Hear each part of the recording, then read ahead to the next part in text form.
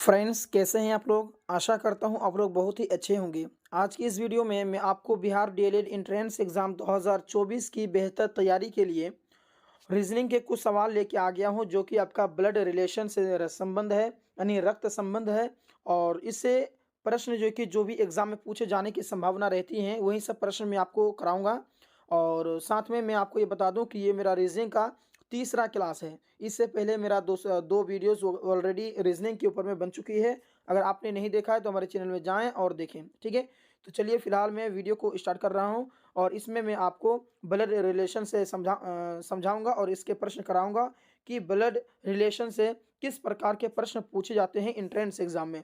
तो आइए एक एक करके सारे प्रश्नों को हल करते हैं। आप लोग वीडियो में शुरू से लेकर के आखिर तक बने रहेंगे और एक एक प्रश्न को समझेंगे। सवाल को आप ध्यान से पढ़ें। इसमें कह रहा है कि एक महिला एक लड़के के साथ कहीं जा रही थी, ठीक है। रास्ते में उसको एक आदमी मिला, मतलब एक जो महिला है एक लड़के के साथ में जो कहीं जा रही थी, तो रास्ते में उसे एक क्या मिला, एक आदमी मिला, ठीक है। तो उसने उस महिला से पूछा, यानी उस आदमी ने उस महिला से पूछा, ये लड़का तुम्हारा कौन है? ठीक है, मतलब कहीं जा रहा था, महिला एक लड़के के साथ में कहीं जा रहा था, तो और एक आदमी मिल गया रास्ते में, तो आदमी पूछा महिला को कि ये लड़का तुम्हारा कौन है? तो औरत जो है जवाब देती है, महिला जवाब देती है कि मेरे मामा तथा इसके मामा के मामा परस्पर भाई हैं।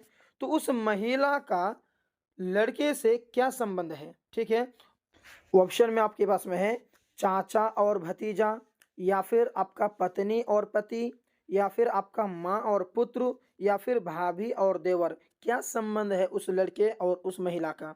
तो देखिए, यहाँ उसने क्या कहा, उस महिला ने क्या कहा कि मेरे मामा तथा इसके मामा के मामा परस्पर भाई हैं। इस जुमला में आप ध्यान दें, आपको आपको आपका जो आंसर है वो आपको मिल जाएगा। कैसे, समझिए। तो मानिए कि ये है आपका महिला और ये है आपका लड़का। तो महिला का जो मामा है वो लड़के के मामा के मामा आपस में क्या हैं, भाई हैं। क्या हैं, भाई हैं। तो महिला और लड़के का क्या संबंध हुआ? अरे भैया, महिला और लड़के के जो है ना संबंध जो है वो आपका माँ और पुत्र का रहा। क्या रहा? माँ और पुत्र का। क्योंकि आप खुद दिमाग लगाइए ना, क्योंकि माँ महिला जो है उसके जो मामा हैं और लड़के के मामा के जो मामा हैं वो आपस में भाई हैं।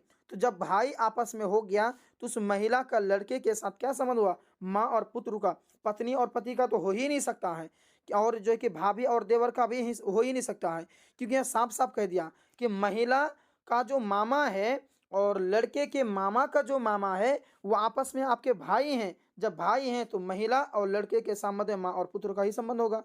बात समझ में आया कि नहीं आया आपको? चलिए, जरूर आया होगा। चलिए अब नेक्स्ट सवाल को देखिए।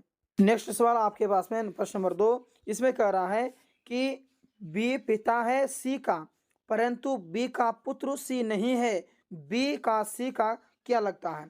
यहाँ पर घुमा करके बात क्या है? पहले तो कहा कि बी और सी का क्या है, रिलेशन में पिता है। बी जो है सी का पिता है, पहले पिता कह दिया, लेकिन परंतु बी का पुत्र सी नहीं है। उल्टा बात है ना अभी, यानी बी पिता है सी का, यानी सी आपका बेटा है और बी जो है ना वो बाप है। लेकिन फिर कह दिया कि बी का पुत्र सी नहीं है, बी का पुत्र सी नहीं है। पहले तो एक्सेप्ट कर रहा है कि बी जो है सी का पिता है, लेकिन फिर बाद में क्या कहा कि बी जो है सी का पुत्र नहीं है। तो बी और सी का क्या लगता है, तो क्या रिलेशन है?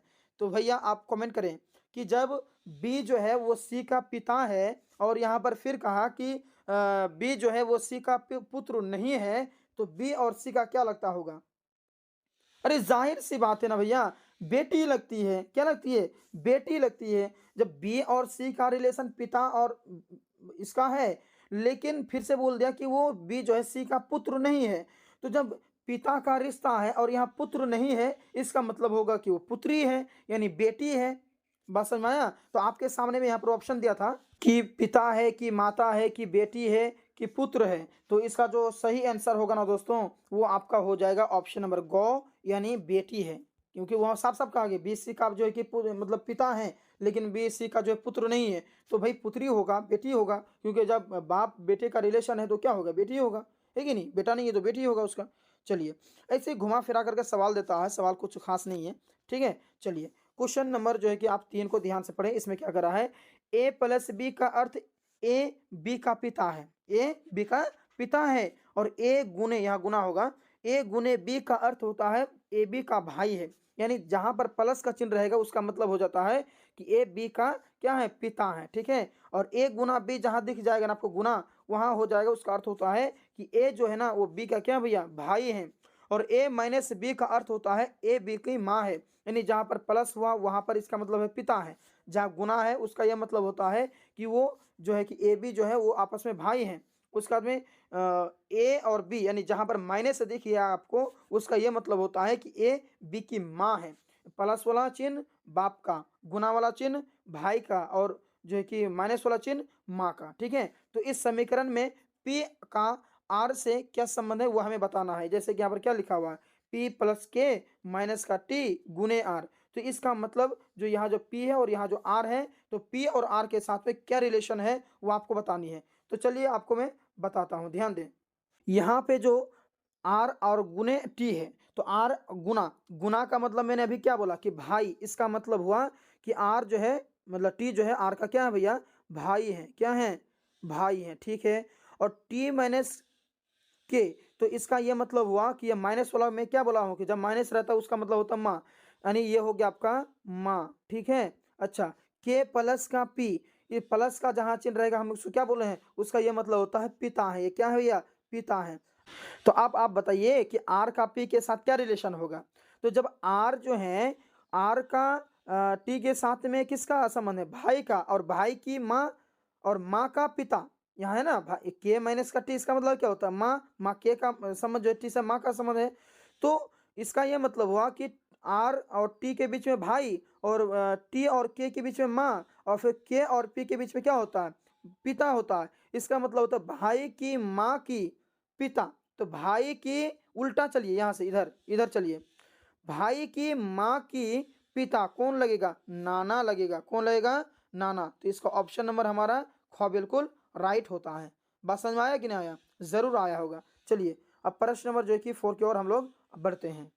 प्रश्न नंबर 4 में कह रहा है, एक औरत की तस्वीर की ओर इंगित करते हुए विमल ने कहा, एक फोटो है, उस फोटो में जो है कि इशारा करते हुए एक लड़की विमल है, जो कि विमल बोली कि वह मेरे दादाजी के इकलौते पुत्र के पुत्री हैं। फोटो की तरफ देखा और इस उंगली दिखा करके बोल रहा है कि वह मेरे दादाजी, दादाजी के इकलौते पुत्र, वह मेरे दादाजी के इकलौते पुत्र, यानी मेरे दादाजी के इकलौते पुत्र, यानी बाप हो गया, बाप की पुत्री है। तो बाप की पुत्री कौन होगा भैया, जरूर बताइए, बाप की पुत्री कौन होगा, बाप की पुत्री कौन होगा, भाई होगा, क्या होगा, भाई होगा। यानी विमल, विमल ने कहा कि वो मेरे दादाजी के इकलौते पुत्र की पुत्री है। इसका मतलब है कि वो उसके साथ में, विमल के साथ में उसका कौन है, वो कौन रिलेशन है, तो भाई का रिलेशन है, ठीक है। समझ में आया कि नहीं आया आपको, जरूर आया होगा। ध्यान, ये सब जो है ना माइंड से आपको समझनी है, आपको ध्यान लगानी है। जब तक आप कोशिश नहीं करेगा समझने का ना, तब तक जो कि नहीं होगा, आपको समझना पड़ेगा। चलिए आप क्वेश्चन नंबर जो कि 5 की ओर हम लोग बढ़ते हैं। क्वेश्चन 5 कह रहा है कि एक लड़के की तस्वीर की ओर, एक लड़के के तस्वीर की ओर इंगित करते हुए मधु ने कहा, एक लड़का है जिसका फोटो लगा हुआ है, उस फोटो की तरफ जो है इशारा करते, इंगित का मतलब तो इशारा करना, इशारा करते हुए जो है मधु ने कहा कि उसकी बहन मेरे पिताजी की इकलौती पुत्री है। उसकी बहन, फोटो की तरफ इशारा किया और इशारा करके कहा कि उसकी बहन मेरे पिताजी की इकलौती पुत्र है। तो बताइए कि मधु के पिता से उस लड़के का क्या संबंध है। अरे भैया पुत्र का संबंध है, किसका संबंध है, पुत्र का संबंध है। नहीं समझ में आया, मैं समझाता हूं, ध्यान दे। जैसे मानिए कि उसकी बहन, यानी फोटो की तरफ इशारा करके दिया, उसकी बहन मेरे पिताजी की इकलौती पुत्री है। मतलब कि उसकी बहन, उसकी जो बहन है जो फोटो में है, तो उसकी बहन मेरे पिताजी का इकलौती पुत्र है, उसके जो बाप है उसका इकलौता पुत्र है, तो पुत्री हैं। तो बताइए कि मधु के पिता, मधु के पिता उस लड़के का क्या संबंध है। तो मधु का बाप क्या होगा, उस लड़के का पुत्र होगा। दिमाग में बात घुस रहा है कि नहीं घुस रहा है। तो इसका ऑप्शन नंबर जो है कि आपका गौ में टिक लगा देंगे आप, ठीक है। चलिए अब नेक्स्ट सवाल प्रश्न नंबर 6, इसमें देखिए कि एक स्त्री का परिचय देते हुए एक पुरुष ने कहा, मतलब कि एक महिला है जिनका परिचय देते हुए एक पुरुष ने कहा, क्या कहा कि इसका पिता मेरे माता का इकलौता पुत्र है। इसका ये इस जुमले में आप ध्यान देंगे, ठीक है, बाकी को छोड़ देंगे, इस जुमले में ध्यान दीजिए। इसमें क्या कर रहा है कि इसका पिता जो है मेरी माता का इकलौता पुत्र है, बताइए कि वह स्त्री उस पुरुष से कैसे संबंध है। ठीक है, चलिए बताइए तो क्या होगा इसका आंसर। सवाल फिर से पढ़िए। इसका पिता, फोटो में जो कि एक स्त्री जो है एक पुरुष को बता रही है कि परिचय देते हुए बता रही है कि इसका पिता, यानी उस स्त्री का परिचय दे रही है ना, तो उस स्त्री का पिता मेरी माता का इकलौता पुत्र है। मेरी माता का इकलौता, जो उसका जो पिता है मेरी माता के इकलौता पुत्र हैं, तो उसके जो स्त्री और पुरुष का संबंध क्या है, उस लड़के का संबंध क्या होगा, तो क्या होगा भैया, पुत्री का संबंध है। किसका संबंध है, पुत्री का। ऑप्शन नंबर ख बिल्कुल राइट होगा।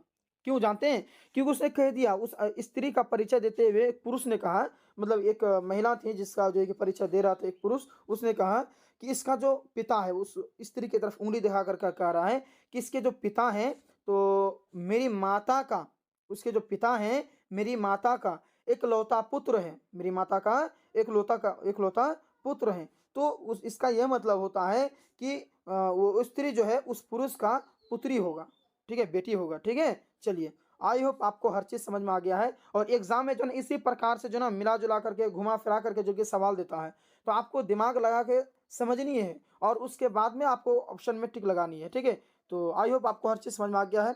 चैनल में नए तो चैनल को सब्सक्राइब कर लेंगे, हमारे वीडियोज़ को आप लाइक करेंगे। मिलते हैं नेक्स्ट वीडियो में, धन्यवाद।